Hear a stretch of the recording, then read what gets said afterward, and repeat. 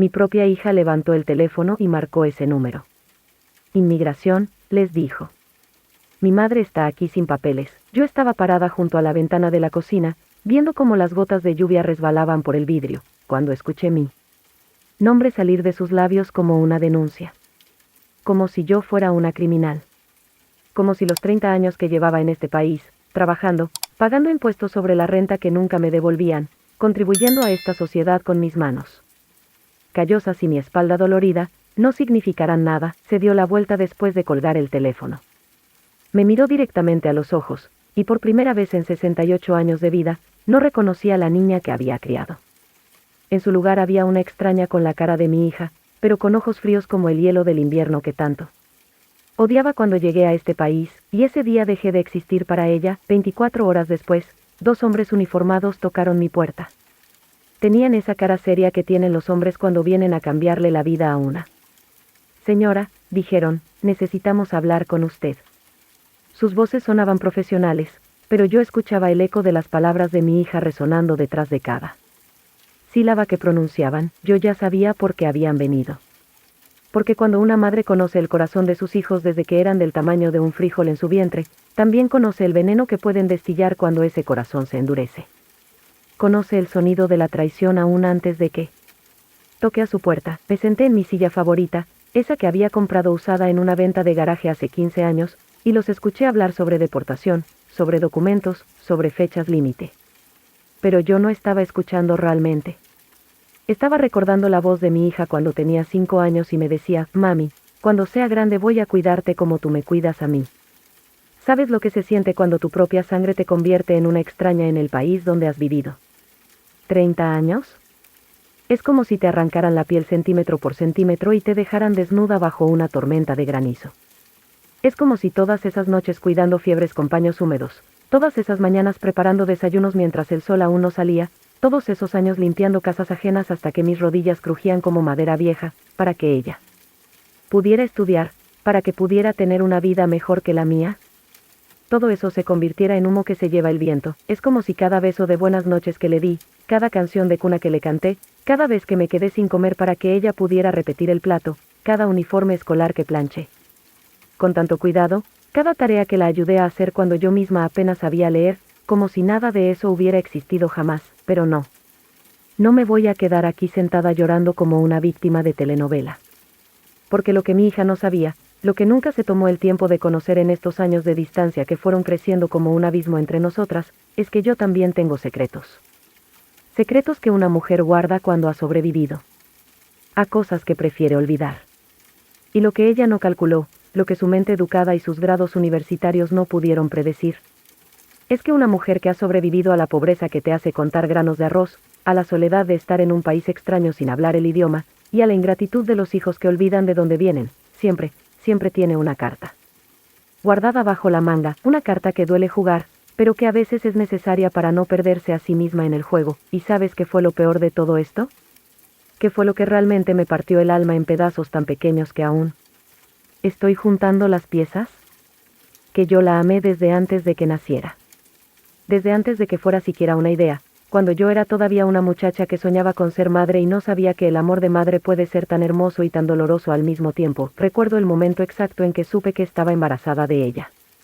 Estaba limpiando el piso de la cocina de doña Carmen, una señora mayor que me trataba más como familia que como empleada, cuando de repente me vino una náusea tan fuerte que tuve que salir corriendo al patio. Doña Carmen me siguió con un vaso de agua y una sonrisa que conocía secretos. Mija, me dijo, tú estás esperando bebé.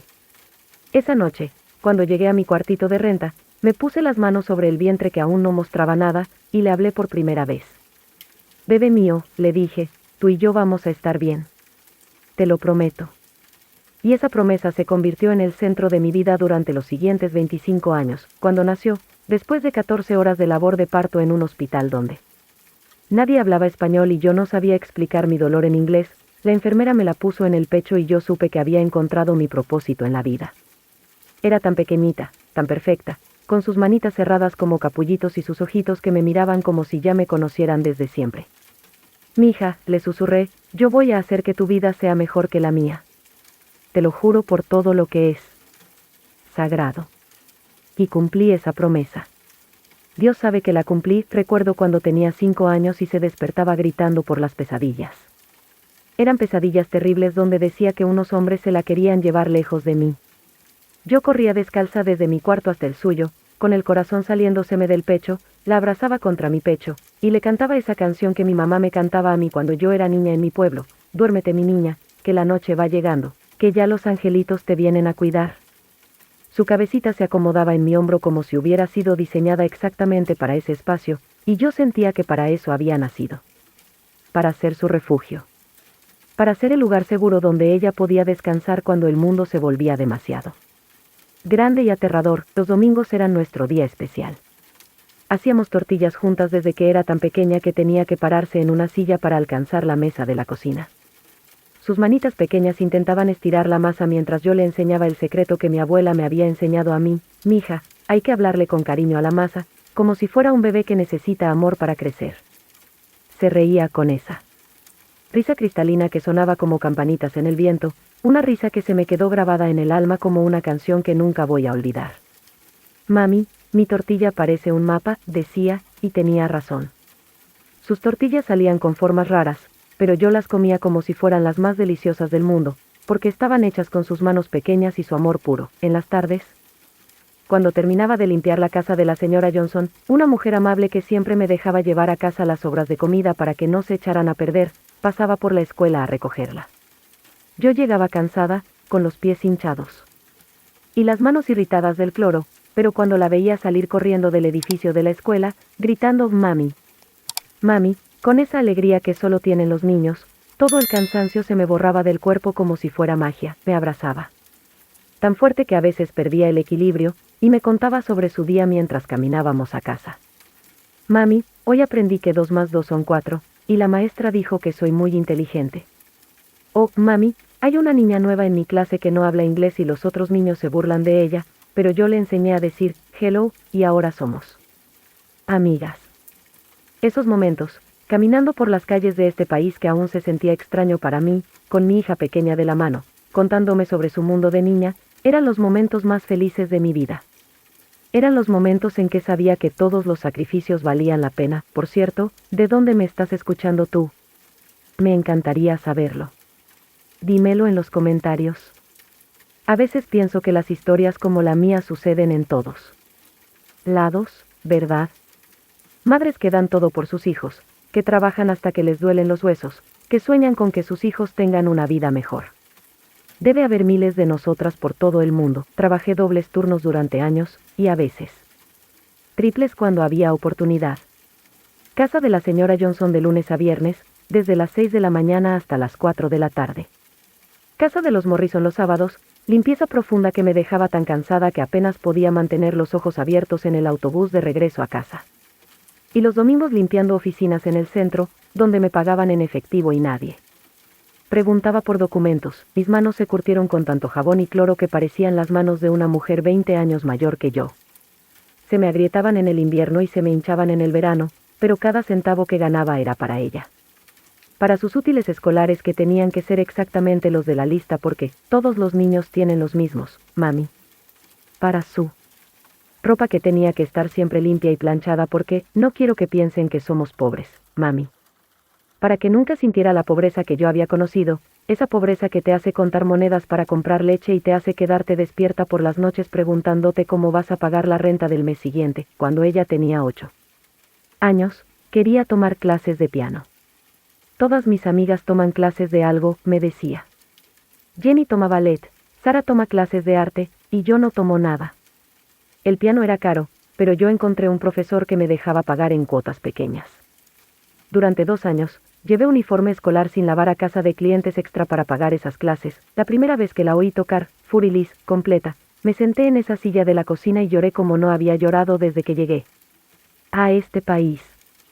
Lloré porque mi niña, mi bebé que había nacido en un cuarto de renta sin ventanas, estaba tocando música clásica como las niñas ricas que yo solo había visto en las películas.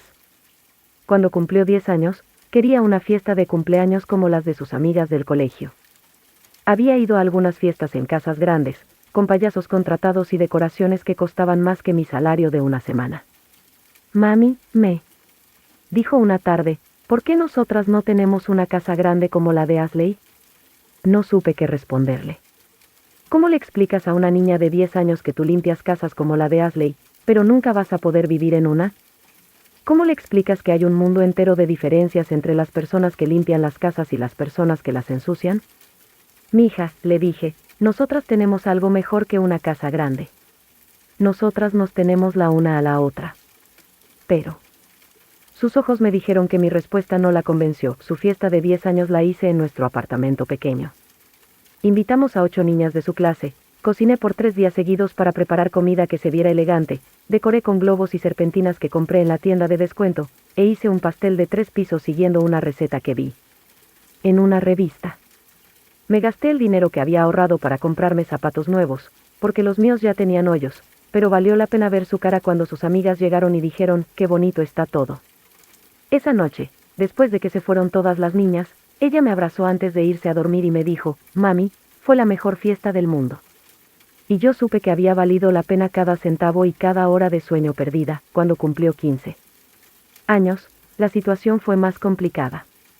Todas mis amigas van a tener quinceañeras, me decía todos los días durante meses. Con vestido de princesa, con chambelanes, con vals, con todo. Yo había visto algunas de esas quinceañeras cuando trabajaba limpiando salones de fiestas los fines de semana. Eran eventos que costaban más dinero del que yo ganaba en un año entero. Mija, le dije, nosotras no tenemos dinero para una fiesta así, pero podemos hacer algo bonito. Su cara se puso triste, pero después de unos días vino conmigo y me dijo, mami, está bien. Mientras tú estés ahí, va a ser perfecto. Ese, está bien, me rompió el corazón, porque supe que no era verdad. Supe que ella quería la fiesta grande, el vestido caro, la música en vivo, todo lo que sus amigas iban a tener.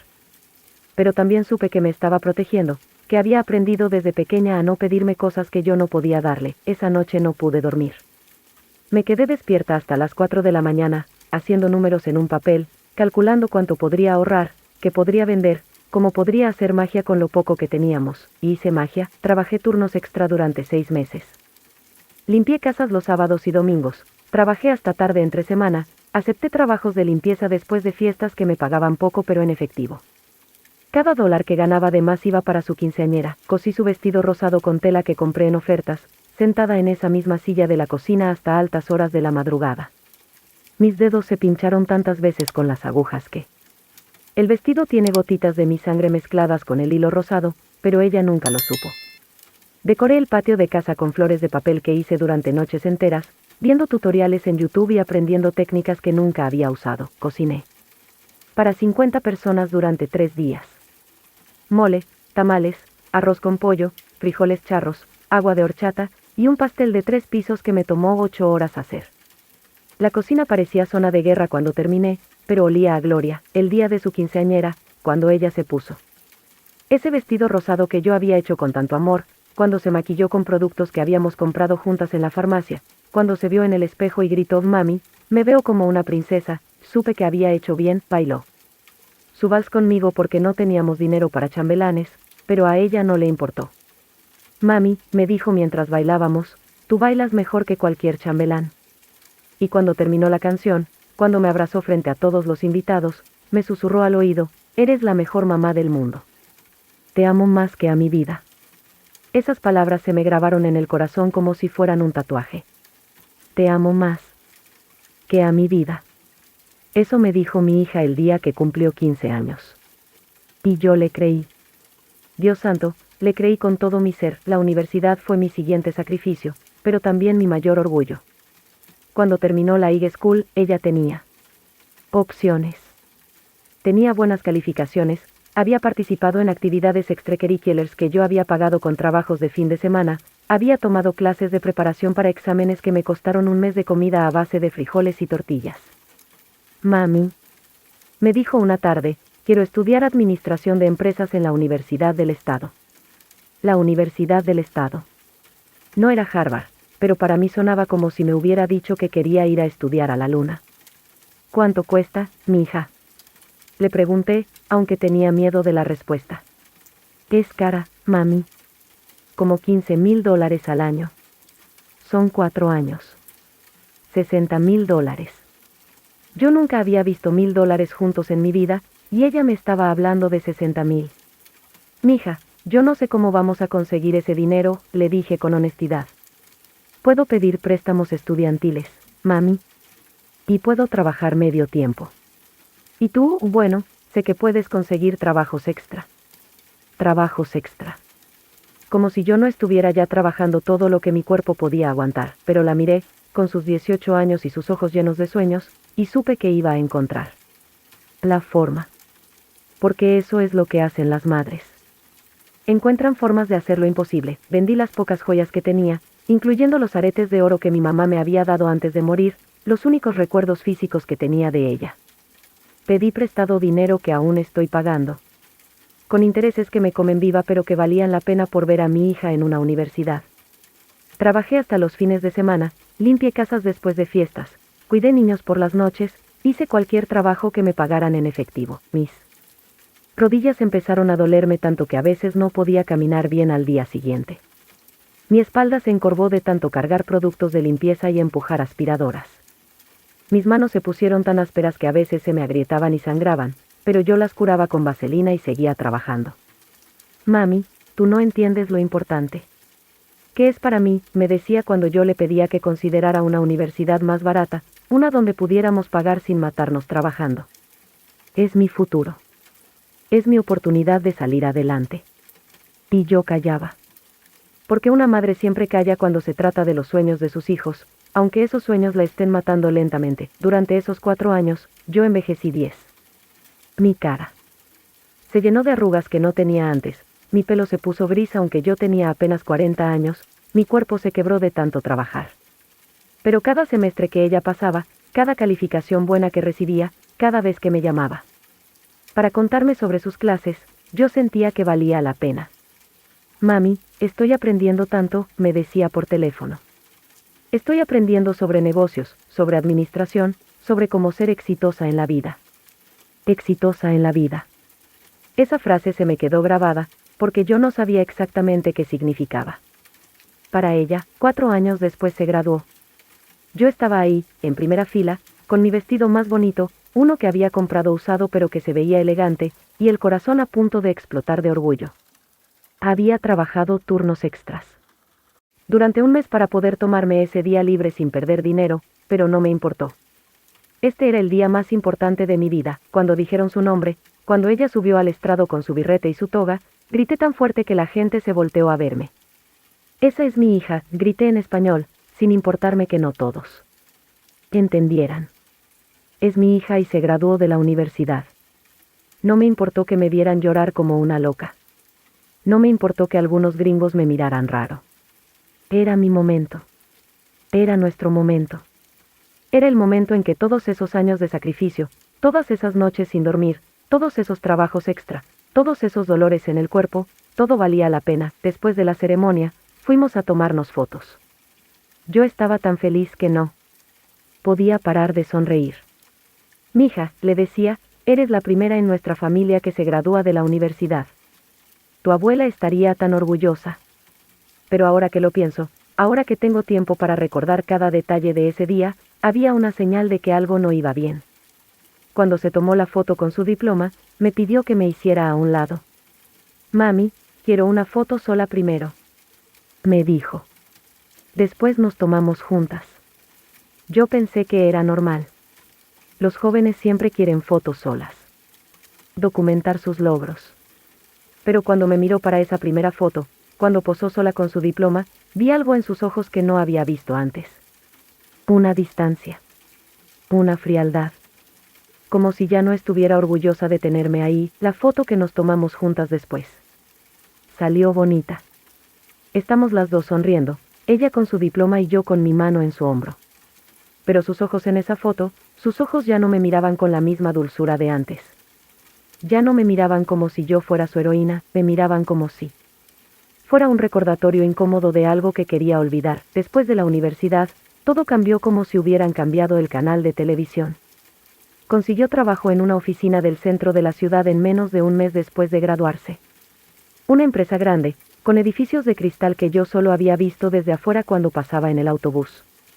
Buen sueldo, mejor del que yo había ganado en mi vida entera, escritorio propio con computadora nueva, tarjetas de presentación con su nombre impreso en letras elegantes. Yo estaba tan orgullosa que le decía a todas mis amigas de trabajo, mi hija es ejecutiva. Trabaja en una oficina del centro.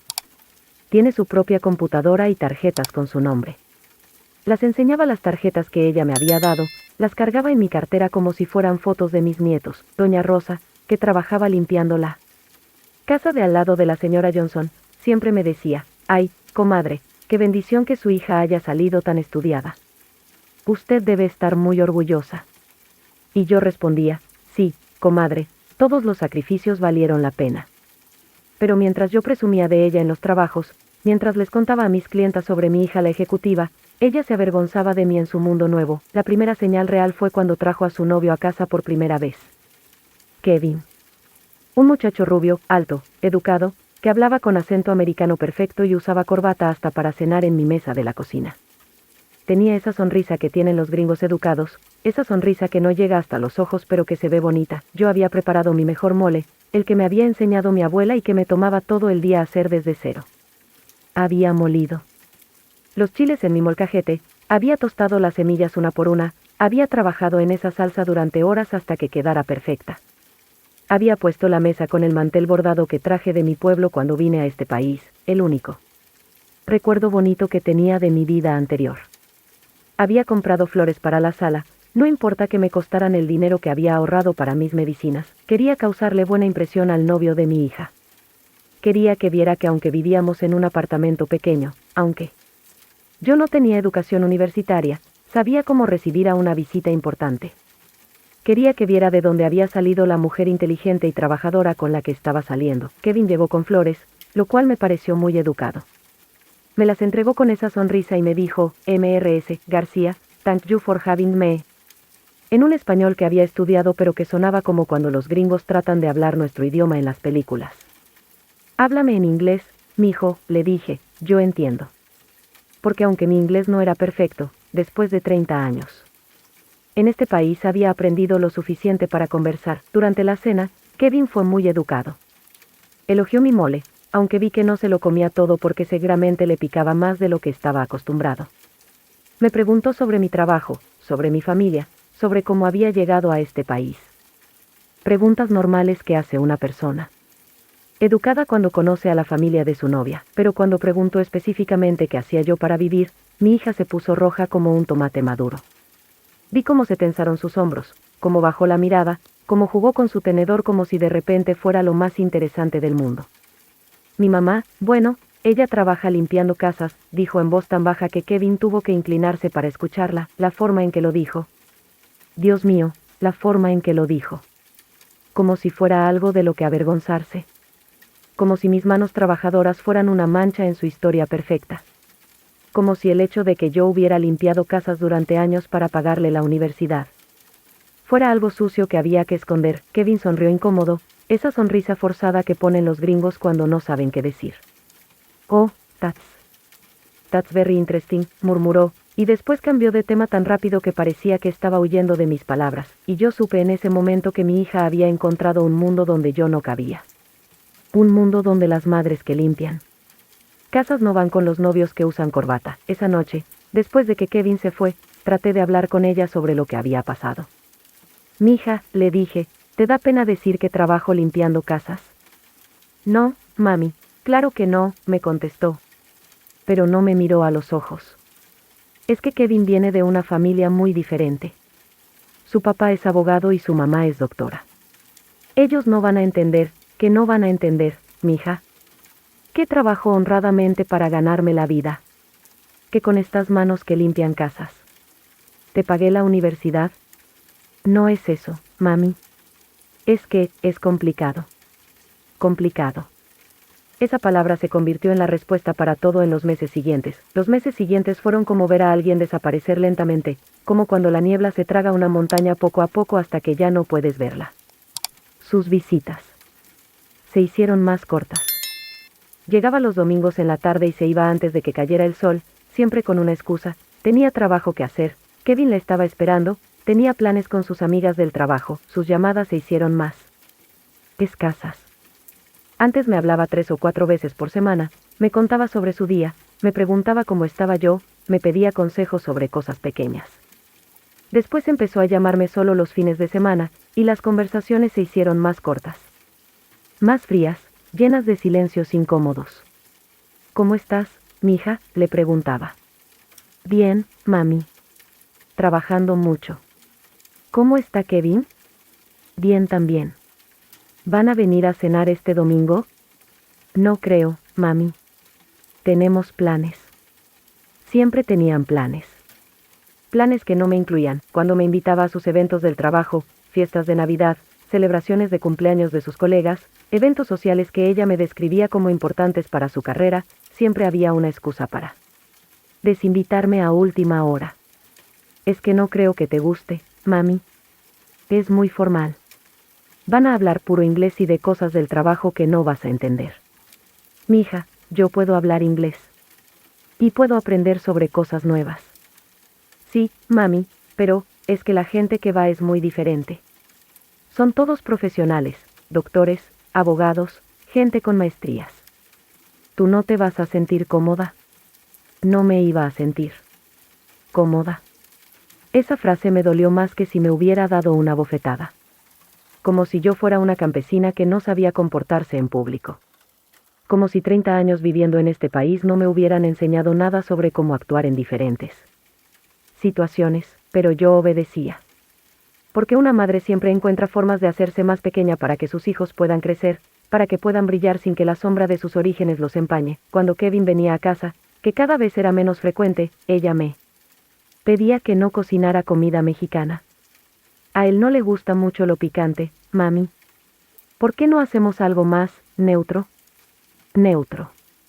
Como si mi comida, la comida que había alimentado a mi hija durante 20 años, fuera algo extremo que había que ocultar. Empecé a cocinar hamburguesas y pollo a la plancha cuando Kevin venía. Comida sin sabor, sin alma, sin historia. Comida que no decía nada sobre quiénes éramos o de dónde veníamos.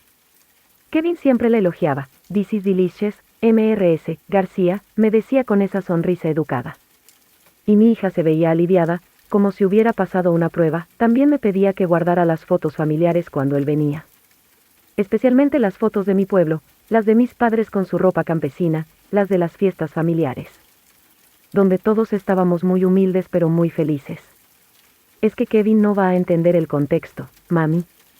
Son muy folclóricas. Folclóricas. Como si nuestra historia fuera un espectáculo de turistas, poco a poco, fui desapareciendo de su vida. Nueva. Ya no me presentaba a sus amigas del trabajo cuando las encontrábamos por casualidad en el supermercado. Cuando su teléfono sonaba y yo estaba cerca, se alejaba para contestar, como si mis oídos no fueran dignos de escuchar sus conversaciones importantes. Un día llegué de sorpresa a su apartamento nuevo.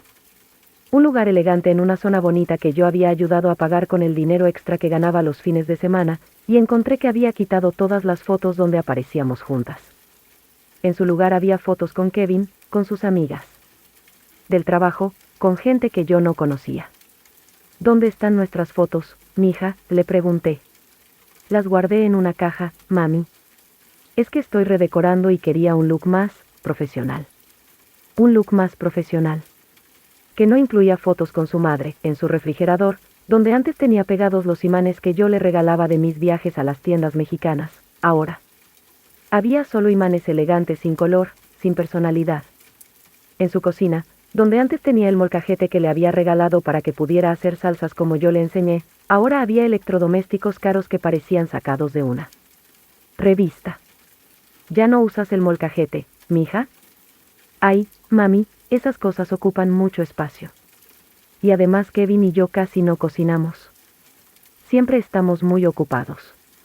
Muy ocupados para cocinar.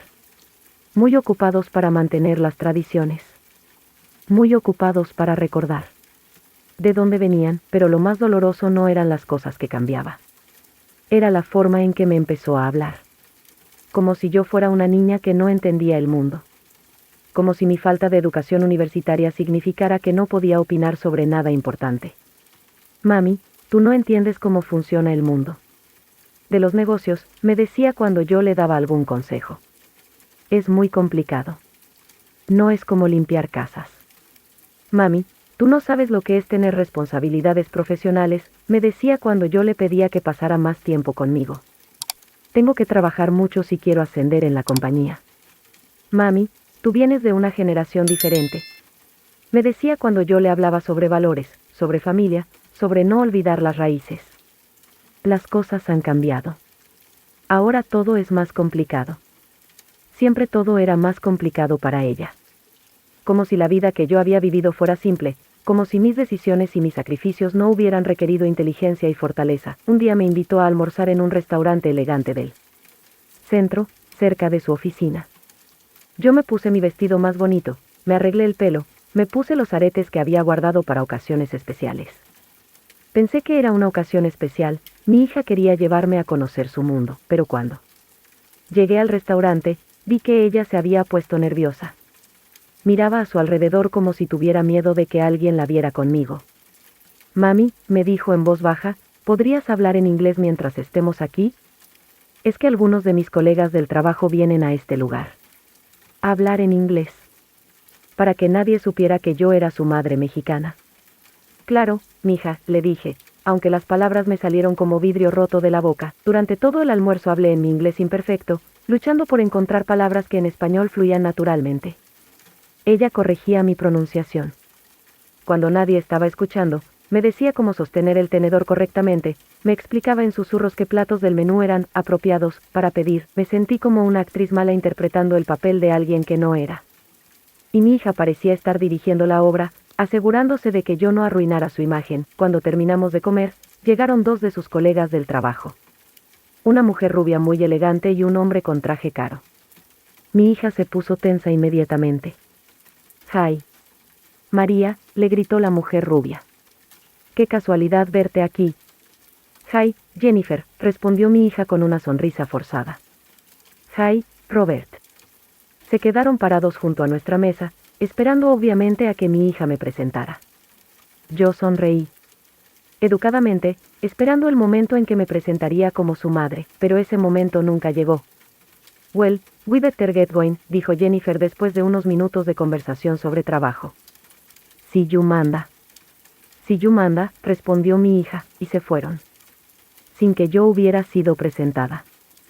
Sin que hubieran sabido quién era yo. Como si yo fuera invisible. «Mija», le dije cuando se fueron, «¿por qué no me presentaste?» «Ay, mami, se me olvidó». Estaba pensando en otra cosa. Se le olvidó. Presentar a su madre se le olvidó. Esa noche no pude dormir. Me quedé despierta. Pensando en todos esos pequeños desaires, todas esas señales que había ignorado porque no quería ver la verdad. Mi hija se avergonzaba de mí. Mi hija, por la que había sacrificado todo, prefería que yo no existiera en su vida nueva. Si alguna vez te han hecho sentir invisible como a mí, suscríbete. Tal vez este canal también pueda abrazarte como estas palabras me abrazan a mí. Los meses siguientes fueron una montaña rusa emocional. Algunas semanas, ella parecía recordar que tenía una madre y me llamaba más seguido, me visitaba, me trataba con cariño. Otras semanas, desaparecía completamente, y yo me quedaba esperando junto al teléfono como una tonta. Empecé a notar que sus visitas coincidían con momentos en que necesitaba algo. Cuando su carro se descompuso y necesitaba dinero prestado. Para arreglarlo. Cuando se mudó a un apartamento más caro y necesitaba ayuda con el depósito. Cuando quería comprar muebles nuevos y esperaba que yo contribuyera con lo que pudiera. «Mami, tú sabes que te voy a pagar», me decía siempre. «Es solo un préstamo temporal». Pero nunca me pagó. Y yo nunca le pedí que lo hiciera. ¿Por qué? Sabía que si lo hacía, las visitas se volverían aún más escasas. Un día, cuando llevaba varios meses sin verla, decidí visitarla sin avisar. Quería sorprenderla, llevarle tamales que había hecho especialmente para ella, pasar tiempo de madre e hija como antes. Toqué la puerta de su apartamento y esperé. Escuché voces adentro, risas, música. Estaba en casa, pero tardó mucho en abrir la puerta. Cuando finalmente abrió, vi que tenía visitas. Kevin estaba ahí, y otra pareja que no conocía. Todos se veían elegantes, relajados, como si estuvieran pasando una tarde perfecta. «Mami», dijo mi hija, pero su sonrisa parecía pegada con pegamento. ¡Qué sorpresa! Hola, mija. Te traje tamales, le dije, levantando la bolsa que había cargado en 2 autobuses para llegar hasta ahí. Oh, qué lindo, mami. Pero es que tengo visitas, como puedes ver. Me quedé parada en la entrada, esperando que me invitara a pasar. Después de todo, yo era su madre. Seguramente podía conocer a sus amigos, pero la invitación nunca llegó. Mami, ¿te importaría venir otro día? Es que estamos en medio de algo importante. Algo importante. Más importante que su madre, que había viajado 1 hora para verla. Claro, mija, le dije, entregándole la bolsa de tamales. Aquí tienes. Los hice esta mañana. Gracias, mami. Te llamo pronto.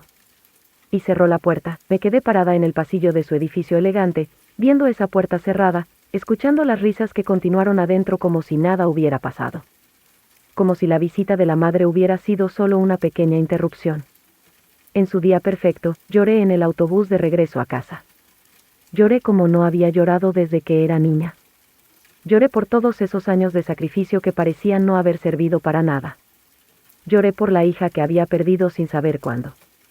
Lloré por la mujer en que me había convertido, alguien que mendigaba tiempo y atención de su propia hija, pero lo peor estaba por venir. 2 meses después, mi hija llegó a mi casa con noticias que me llenaron el corazón de alegría. Mami, tengo algo que contarte. Entró a mi apartamento con una energía que no había visto en meses. Sus ojos brillaban, su sonrisa era genuina por primera vez en mucho tiempo. Kevin me pidió matrimonio. Me enseñó el anillo que tenía en el dedo. Un diamante grande, brillante, más caro que cualquier cosa que yo hubiera tenido en mis manos. Un anillo que costaba probablemente más que lo que yo ganaba en 6 meses. ¡Ay, mija!, grité, abrazándola. ¡Qué felicidad! Me da tanto gusto. Y. Sí, me daba gusto. A pesar de todo lo que había pasado, a pesar de la distancia que había crecido entre nosotras, yo quería que mi hija fuera feliz. Quería que encontrara el amor, que tuviera una familia, que viviera la vida que había soñado. Kevin es un muchacho muy bueno, le dije. Se ve que te quiere mucho. Sí, mami. Me quiere mucho. Y yo a él también. Nos sentamos en mi mesa de la cocina, esa misma mesa donde habíamos hecho miles de tareas, donde habíamos planeado su futuro, donde habíamos compartido tantos momentos importantes. Cuéntame todo, mija. ¿Cómo te lo pidió? ¿Cuándo va a ser la boda? Fue muy romántico, mami. Me llevó a cenar a un restaurante súper elegante, y cuando trajeron el postre, el anillo estaba ahí. Me puse a llorar de la emoción. ¿Y la boda? Queremos que sea en primavera. Kevin dice que la primavera es la estación más bonita para bodas. Primavera. Solo faltaban 6 meses. ¿Y dónde va a ser, mija? Estamos viendo opciones. Kevin quiere algo elegante, pero no demasiado grande. Solo familia cercana y amigos íntimos. Una boda íntima. Eso sonaba hermoso. Una celebración llena de amor, con las personas más importantes en sus vidas. ¿Necesitas ayuda con algo, mija? Yo puedo coser tu vestido, o ayudar con la comida, o... Ay, mami, gracias, pero Kevin y yo queremos que todo sea muy profesional. Ya estamos hablando con planificadores de bodas y todo eso. Profesional. Esa palabra otra vez. Está bien, mija. Lo que tú quieras. Solo quiero que seas feliz. Sí. Mami. Voy a ser muy feliz. Pasamos esa tarde hablando sobre la boda, sobre sus planes, sobre su futuro con Kevin. Por primera vez en meses, mi hija parecía relajada conmigo, parecía disfrutar estar en mi casa, parecía recordar que yo era su madre. Cuando se estaba yendo, me abrazó fuerte. Mami, gracias por estar tan feliz por mí. Claro, mi hija. Tú eres lo más importante en mi vida. Tu felicidad es mi felicidad. Te amo, mami. Y yo a ti, mija. Más que a mi vida. Esas fueron las últimas palabras verdaderamente cariñosas que intercambiamos, porque una semana después regresó. pero esta vez no venía a compartir alegría. Venía a pedirme algo que cambiaría todo entre nosotras para siempre. Mami, me dijo, sentándose en esa misma silla donde habíamos hablado sobre su compromiso, necesitamos hablar sobre la boda. Su tono era diferente. Serio, calculador. Como cuando me hablaba de sus cosas del trabajo, de esas cosas complicadas que yo supuestamente no podía entender. Claro, mija. ¿Qué pasa? Kevin y yo hemos estado haciendo números, y la boda va a ser más cara de lo que pensábamos. ¿Cuánto más cara? Bueno, es que Kevin tiene ideas muy específicas sobre cómo debe ser todo. El salón que quiere. Cuesta el doble de lo que habíamos calculado. Y la luna de miel se detuvo ahí, como si las palabras se le hubieran atorado en la garganta. ¿Qué pasa con la luna de miel, mija? Kevin siempre ha soñado con ir a Europa para la luna de miel. París, Roma, toda esa ruta romántica que hacen las parejas elegantes. Es su sueño, mami. Dice que si no podemos hacer la luna de miel que él quiere, prefiere esperar a casarse. Prefiere esperar a casarse. Como si el amor dependiera del destino. De la luna de miel. ¿Y cuánto cuesta esa luna de miel, mija? Bueno, con vuelos, hoteles bonitos, comida elegante, los tours que Kevin quiere hacer, son como $15,000. $15,000. Me quedé callada, procesando esa cantidad. Yo no había visto tanto dinero junto en mi vida entera. Mi hija. Eso es mucho dinero. Sí, mami, lo sé. Pero Kevin dice que la luna de miel es una vez en la vida. Que vale la pena hacer el sacrificio. El sacrificio. Como si Kevin fuera el que iba a sacrificarse. ¿Y ustedes no tienen ahorros? Tenemos algo, pero no lo suficiente. Con mi salario y el de Kevin, podemos pagar la boda, pero la luna de miel es extra. Mija, yo no tengo esa cantidad de dinero. Mami, yo he visto cómo vives. Sé que tienes dinero guardado. Esa frase me cayó como un balde de agua helada. ¿Dinero guardado? Yo vivía al día, pagando renta, comprando comida, pagando las cuentas básicas. Mis únicos ahorros eran $300 que guardaba para emergencias médicas. Mi amor. Te juro que no tengo esos ahorros. Todo lo que gano se va en gastos básicos. Mami, basta de mentiras, me gritó, levantándose de la silla. Sé que tienes dinero escondido. Todas las mamás mexicanas esconden dinero. Todas las mamás mexicanas. Esa frase se me clavó como un cuchillo en el pecho. No solo me estaba pidiendo dinero que no tenía, sino que me estaba reduciendo a un estereotipo racista. Mi hija, ¿dónde sacas que tengo dinero escondido? Porque llevas 30 años trabajando. Porque siempre dices que no gastas en ti misma. Ese dinero tiene que estar en algún lado. Ese dinero se fue en pagarte la universidad, le grité de vuelta. Se fue en pagarte todo lo que has necesitado durante 25 años.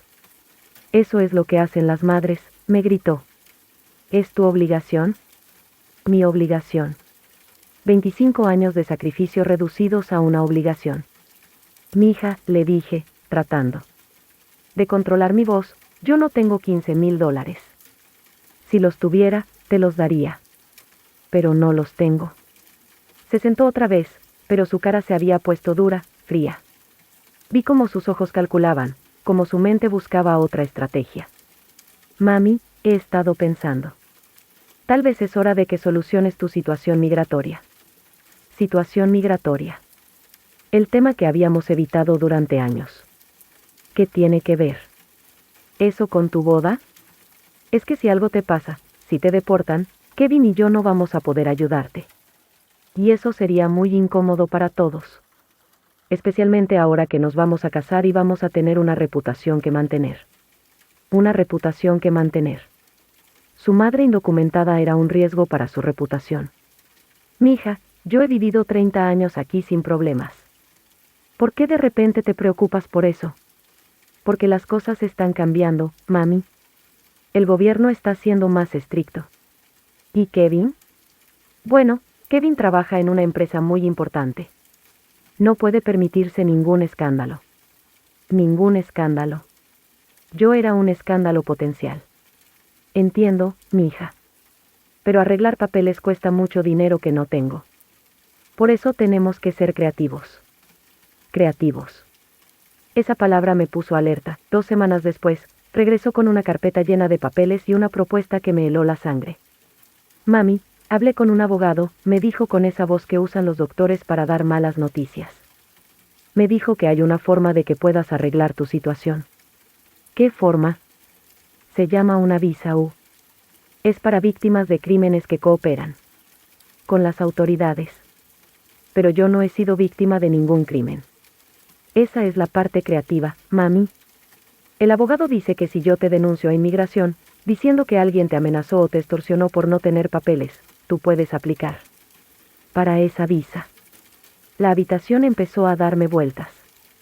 No podía estar escuchando bien. ¿Tú me vas a denunciar a inmigración? No es una denuncia real, mami. Es una estrategia legal. Yo declaro como testigo, digo que alguien te estaba amenazando, tú cooperas con inmigración dándoles información sobre esa persona ficticia, y después de un tiempo podrías arreglar tu estatus. Pero, ¿eso no es mentir? Es usar el sistema, mami. Así funcionan las cosas aquí. El abogado dice que se hace todo el tiempo. ¿Y si nos descubren mintiendo? No nos van a descubrir si lo hacemos bien. El abogado tiene experiencia en estos casos. Mija, yo no puedo mentir sobre algo así. Es muy serio. Mami, es la única forma. ¿No entiendes? Es por tu bien. Por mi bien. Mentir a inmigración era por mi bien. Y mientras se resuelve todo esto, ¿qué va a pasar conmigo? Bueno, inmigración te va a poner en un programa especial. No te van a deportar inmediatamente porque estás cooperando. Vas a estar segura. Segura. Esa palabra sonó como una burla en su boca. ¿Y cuánto tiempo va a durar todo esto? El abogado dice que tal vez unos meses. Tal vez un año. Depende de qué tan complicado se ponga el caso. Un año. Un año de vivir con miedo, de no saber qué iba a pasar, de depender de una mentira. Para no ser deportada. ¿Y cuánto cobra este abogado, mija? Bueno, es caro. Pero vale la pena. Su tarifa es de $12,000. $12,000. 3,000 menos que su luna de miel en Europa. Las piezas del rompecabezas empezaron a encajar en mi mente. Lentamente, dolorosamente, empecé a ver el plan completo. Mija, le dije con una calma que no sabía que tenía, tú me estás pidiendo que me entregue a inmigración para que puedas pagarte la luna de miel. Su cara se puso roja como un tomate. Empezó a tartamudear, a buscar palabras que justificaran lo que estaba haciendo. No, mami, no es así. Es por tu bien. Es para que puedas arreglar tu situación. ¿Y el dinero que le voy a pagar al abogado de dónde va a salir? Bueno, yo pensé que tal vez podrías pedirle prestado a la señora Johnson. Ella te tiene mucho cariño. O tal vez vender algunas cosas. Ya casi no usas las joyas que tienes, y no la dejé terminar. ¿Tú quieres que yo venda las únicas cosas de valor que me quedan para pagarte tu luna de miel? No es para la luna de miel. Es para arreglarte los papeles. Mentira, le grité con una voz que no sabía que tenía. Es mentira y tú lo sabes. Tú quieres que yo me sacrifique una vez más para que tú puedas tener lo que quieres. El silencio que siguió fue tan pesado que se podía cortar con cuchillo. Mi hija se quedó callada por un minuto completo. Vi cómo su cara pasó por diferentes emociones, sorpresa por mi grito, enojo por haber sido descubierta, y finalmente una frialdad que nunca había visto antes. ¿Sabes qué, mami?, me dijo levantándose y tomando su bolsa, yo trataba de ayudarte. Trataba de solucionar tus problemas y los míos al mismo tiempo. Pero si tú prefieres seguir viviendo como ilegal toda la vida, si prefieres que te deporten cualquier día, es tu problema. Mija, no, mami. Ya tomé mi decisión. Cuando inmigración venga por ti, y van a venir porque alguien te va a denunciar. Eventualmente, no me vayas a llamar pidiendo ayuda. ¿Alguien me va a denunciar? ¿Quién? Me miró directamente a los ojos con una sonrisa que me heló el alma. Cualquiera, mami. Cualquier persona que sepa que estás aquí ilegalmente. Y se Cerró la puerta tan fuerte que los vasos de la cocina temblaron. Me quedé sentada en esa silla, viendo la carpeta de papeles que había dejado sobre mi mesa. Papeles que detallaban cómo mentir para defraudar al gobierno. Papeles que convertirían a mi hija en mi delatora y a mí en su cómplice. Esa noche no pude dormir. Me quedé despierta hasta que salió el sol, pensando en todo lo que había pasado. En todos esos años de sacrificio. En todas esas noches trabajando para que ella pudiera tener una vida mejor. En todas las veces que me hice pequeña para que ella pudiera crecer, y me di cuenta de que había criado a una extraña. Una extraña que estaba dispuesta a destruir a su propia madre para conseguir lo que quería, pero también me di cuenta de algo más. Me di cuenta de que yo tenía una decisión que tomar. Podía seguir siendo la víctima de esta historia, o podía tomar el control de mi propia vida. Al día siguiente, marqué el número que aparecía en los documentos que mi hija había dejado. Pero no era para aceptar su plan, era para denunciar el fraude que me estaba pidiendo cometer. Y si tú también has tenido que hacer algo que te dolió, pero te devolvió la vida, suscríbete. No estás sola. Dormí en esa celda como quien duerme sobre las ruinas de una vida. Pero cuando desperté, ya no era la misma mujer que mi hija había echado de casa. Nunca me imaginé que el frío de una celda pudiera curar algo dentro del alma. Era como si esa soledad absoluta me hubiera obligado a mirarme en un espejo sin filtro, sin adornos, sin mentiras.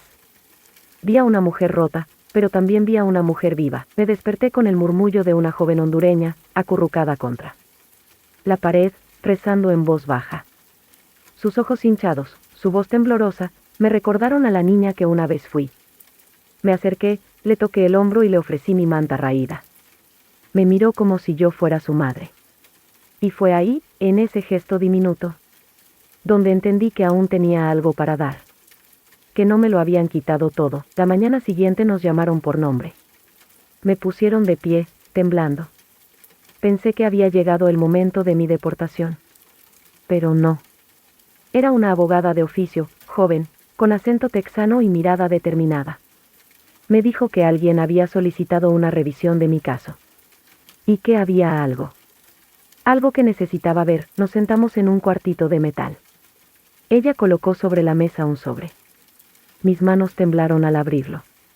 Era la copia de una carta notariada de mi difunto esposo, datada de 5 años antes. Un testamento.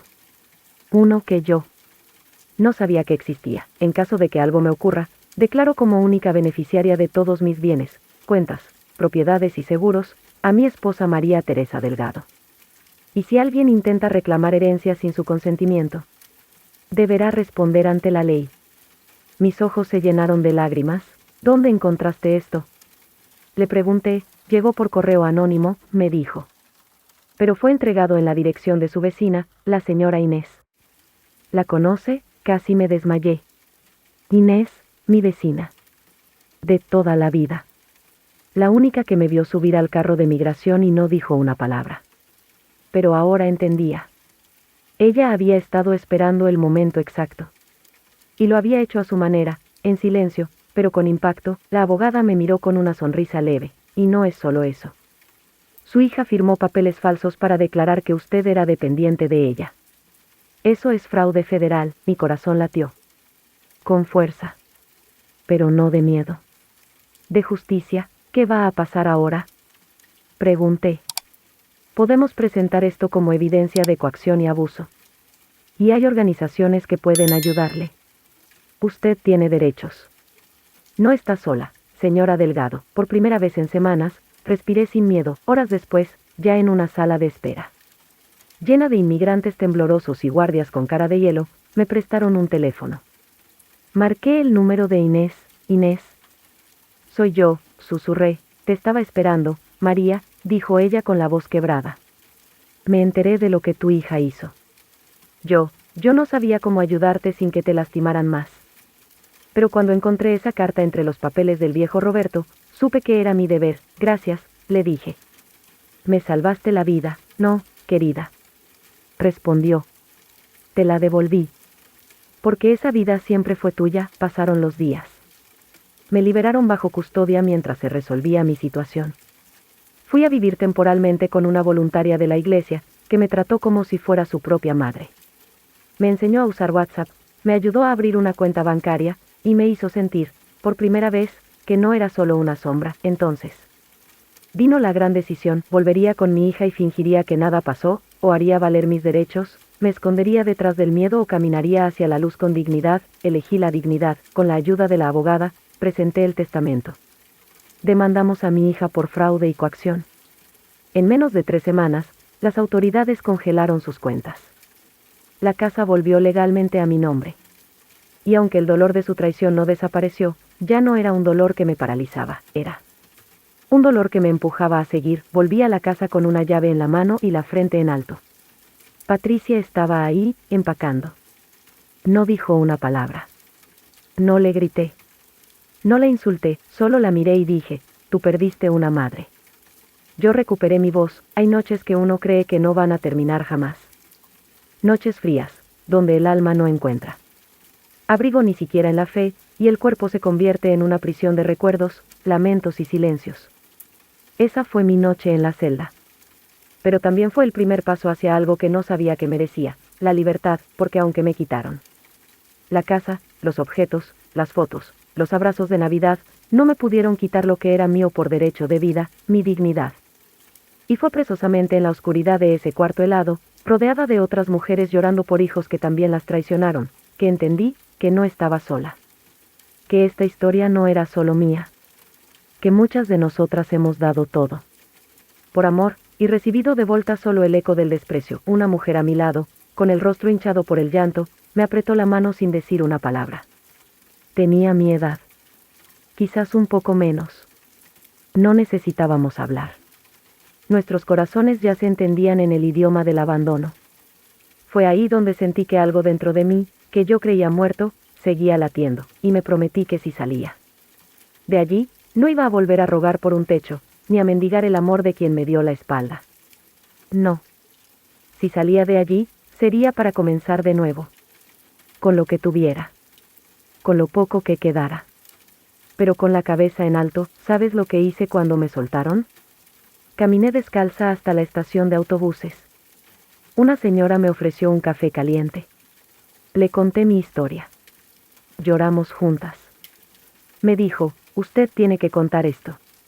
Hay muchas que necesitan escucharlo para no rendirse. Y fue ahí, justo ahí, donde nació la idea de este video. Hoy estoy aquí, hablando contigo. Con esta voz que tiembla, pero ya no de miedo, sino de memoria. De reconstrucción. De fuego lento que vuelve a arder. Si estás escuchando hasta aquí, gracias. Gracias por ser mi testigo, mi consuelo, mi compañía en esta última parte del camino. Y dime tú, ¿desde dónde estás viendo mi historia? Porque eso me da fuerzas. Me recuerda que no estoy sola, y si mi relato tocó una fibra en tu pecho, suscríbete al canal. No por mí, sino por todas las que aún no se atreven a hablar. A veces, una historia contada en voz alta puede salvar a alguien más. Desde que volví a caminar libre por las calles, aunque sin rumbo fijo ni un techo propio, mi mente se convirtió en un cuarto de recuerdos. Cerraba los ojos y me refugiaba en las tardes de pan dulce y chocolate caliente que preparaba para mi hija cuando era niña. Recordaba su risa, sus ojos buscando los míos, su manita apretando la mía cuando tenía miedo de dormir sola. ¿Cómo llegamos a esto? ¿En qué momento se rompió el puente?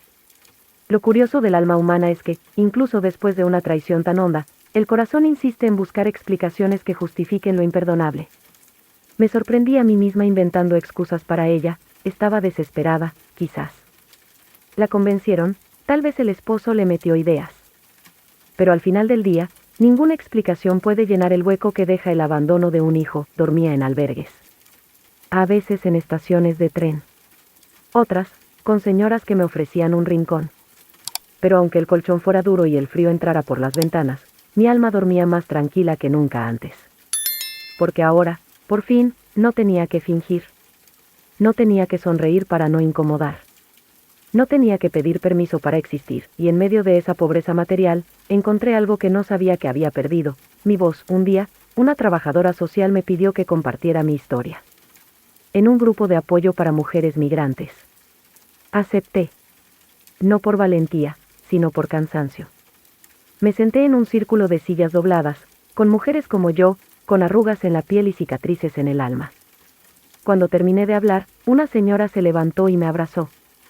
Llorando, me dijo, gracias por decir lo que yo no me atrevía a contar. Y así, lo que comenzó como una herida se convirtió en faro, comencé a hablar. En plazas, en centros comunitarios, en parroquias. Empecé a escribir cartas. Una de esas cartas se convirtió en este guión. Porque entendí que, sí, iba a seguir viva, al menos que mi historia sirviera para algo más que para llorar. Hoy, con la voz quebrada pero el corazón fuerte, te digo, tú también puedes reconstruirte. Aunque te hayan desechado. Aunque te hayan dicho que ya no sirves. Aunque te hayas creído eso, la vida empieza cuando dejas de pedir amor a quien no sabe darlo. Un día, mientras tomaba café en una esquina donde los ancianos se sentaban a contar historias del pasado, como si las palabras pudieran mantener vivos a los muertos, me topé con una niña que me miraba fijamente. Tenía los mismos ojos que mi hija a los 5 años. Grandes. Oscuros. Con ese brillo curioso y esa tristeza callada. Le sonreí. Ella me devolvió la sonrisa. Pero luego su madre la tomó de la mano y se alejaron. Me quedé allí, con la sonrisa suspendida, como si alguien me hubiera congelado el alma. Porque entendí algo terrible, mi hija aún vive en mí, incluso si ya no me reconoce como su madre. Incluso si me borró. Incluso si su voz ahora suena como las puertas que se cierran. Muchos me preguntan por qué sigo hablando de ella. ¿Por qué no la olvido? ¿Por qué no la dejo atrás como ella me dejó? La respuesta es simple, porque el amor no se apaga con la traición. El amor verdadero sobrevive incluso al desprecio. Lo que se rompe no es el amor.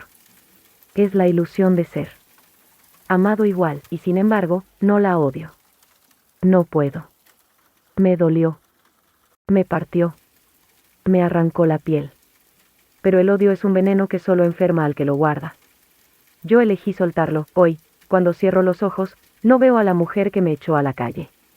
Veo a la niña que me trajo flores arrancadas del parque, que me decía, mami, tú hueles a pan. Esa niña vive en algún rincón de mí. Y ese rincón se volvió mi iglesia personal. No la visito todos los días, porque duele. Pero cuando voy allí, no pido venganza. Pido paz, pido que un día, si la vida la golpea como ella me golpeó a mí, encuentre consuelo antes que castigo. Que entienda lo que hizo sin necesidad de sufrirlo igual. Que despierte, y si no despierta, también está bien, porque yo ya desperté, y desde este despertar, mi voz no es un grito de víctima. Es un canto de testigo. Estoy viva. Y eso es más que suficiente. Una noche, en el silencio profundo de un invierno, que parecía no terminar nunca, me senté con una hoja en blanco frente a mí. Era 1 de enero. Afuera, los fuegos artificiales aún chispeaban como si alguien intentara empurrar alegría a la fuerza sobre un mundo. Yo solo tenía mi té, mi manta. Y una pena que ya no lloraba, la pena seca, esa que no sale por los ojos, pero se mete en los huesos, y escribí. No sabía a quién exactamente, pero escribí como si mis palabras pudieran volar y encontrar a alguien que las necesitara más que yo. Querida hija, no te escribo para que me pidas perdón. No te escribo para recordarte lo que hiciste. Te escribo porque quiero dejarte libre, y dejarme libre a mí también. Seguí escribiendo sobre cuando eras niña y me ayudabas a amasar pan, como te dormías con mi pulgar en tu mano, como si fuera tu ancla al mundo. Yo ya no soy la misma abuela que salió de esa casa con las maletas en la acera y la dignidad deshecha. Hoy soy otra. Hoy me he vuelto entera, pero no gracias a ti. Me he vuelto entera a pesar de ti. Cuando terminé esa carta, no la firmé. No la guardé. La quemé. La vi arder en una bandeja de hierro, y el humo tenía olor a romero y algo que no supe identificar, quizás libertad, y ahí lo entendí todo. Las historias no se cierran con justicia, se cierran con perdón, aunque el otro nunca lo escuche. Desde entonces, empecé a escribir más. No cartas. No reproches. Historias, historias como esta que tú estás escuchando, porque si estás aquí, aún hay algo que late. Algo en ti se conmovió. Algo en ti dijo, esa señora podría ser mi madre. Podría ser mi abuela. Podría ser yo. Y si es así, gracias, gracias por quedarte hasta aquí. Por ser testigo. Por devolverme algo que creí perdido, la sensación de que mi voz aún importa. Pasaron semanas desde que escribí aquella última carta. No volví a intentar contacto con mi hija. No porque ya no me doliera, sino porque entendí que hay vínculos que, una vez quebrados con desprecio, se transforman en otra cosa. No necesariamente en odio. A veces solo en un silencio que uno aprende a respetar como quien mira una tumba. En mi nuevo barrio, todos me llaman Doña Consuelo, aunque ese no sea mi nombre. Tal vez porque les consuelo sin saber. Me siento en la puerta por las tardes, doy galletitas a los niños, y tejo bufandas que no son para nadie, pero cada vez que cae la noche de Navidad, esa que antes me partía el pecho, ahora la honro. De otro modo, prendo una vela. Solo una, y al encenderla, susurro, aquí está una mujer que lo perdió todo. Y aún así, vive. Esa noche ya no duele como antes. Porque entendí que me echaron de una casa, pero no del amor. Me encerraron una noche, pero no mataron mi historia, y mi historia es la que me salvó, porque cada vez que cuento lo que viví, alguien allá del otro lado de la pantalla susurra, yo también. Y cuando dos, yo también, se encuentran, algo mágico ocurre, nos sentimos menos solos. Si llegaste hasta aquí, gracias, gracias por acompañarme en esta oscuridad hasta encontrar una luz, y si alguna vez sentiste que nadie te escuchaba, suscríbete, no. Para seguirme a mí, sino para que cuando suba otra historia, sepas que hay alguien más luchando y sobreviviendo, y si puedes, déjame un comentario. Solo dime desde dónde estás viendo esto, así sabré hasta dónde ha llegado esta voz de una abuela que, contra todo pronóstico, sigue de pie.